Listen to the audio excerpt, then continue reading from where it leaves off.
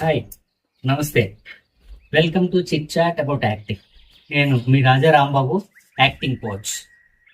అయితే గతంలో మనం అసలు నటనలో ఏ అంశాలు ఉంటాయి అని అనుకున్నాం కదా. దాన్ని బేసిక్గా భరతముని చతుర్విధ అభినయాలు అంటే 4 రకాల అభినయాలుగా చెప్పాడని కూడా అనుకున్నాం. అందులో ఆంగికం, వాచికం, సాత్వికం, ఆహార్యం. ఈ 4 రకాల గురించి మనం మాట్లాడుకున్నాం. ఇంకా డీటెయిల్డ్గా వెళ్తే మొదట ఆంగికం గురించి మాట్లాడుకున్నాం.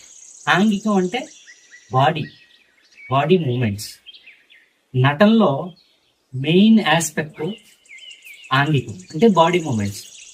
బాడీ పర్ఫెక్ట్గా ఉండి హెల్దీగా ఉండి ఒక నటుడిగా దాన్ని మనం మెయింటైన్ చేసుకున్నట్లయితే ఏది చేయడానికన్నా దానికి అవకాశం ఉంటుంది.